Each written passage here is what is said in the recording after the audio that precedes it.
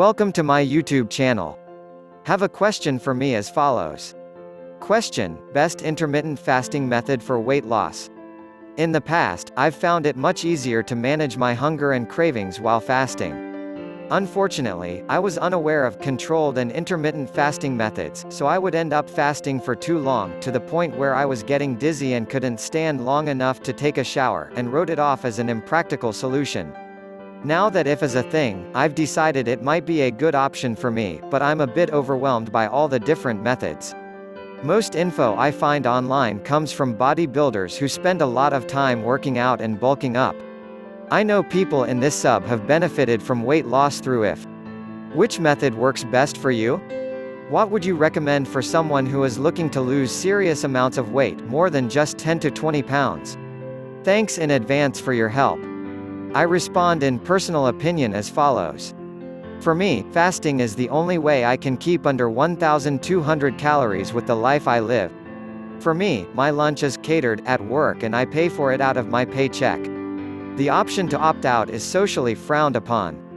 So it can end up to be 700 calories a day on lunch, just depending on what is available. Any doodle, not eating breakfast means I can still have coffees during work or have a large meal at night. However, I never was a breakfast eater anyways. I'm not hungry till 11 most every day.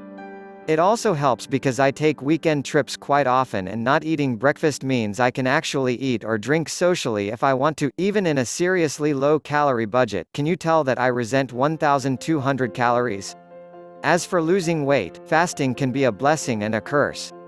I am an emotional binge eater, and at times, fasting can exacerbate my binging and cause stress here, cause me. Not everyone who fasts to purge. You need to really look at your current habits and see if you are the kind who can handle the hunger feeling or the cravings that go with it. That being said, cravings can fit into a fasting diet easier than they can a normal 3 to 5 meals diet. Last thing I would say is that for someone who is really overweight, it might be easier to do the 5 to 2 because you can eat normally on the 5 days and restricted in the 2 days.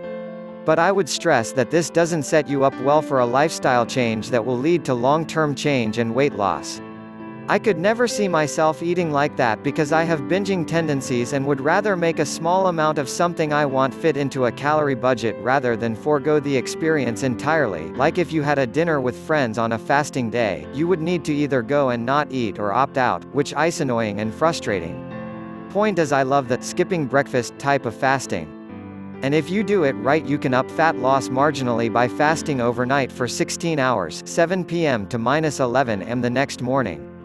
This has no source though. It's just stuff I read on the interwebs, which can be bad. You really need to know yourself or try it.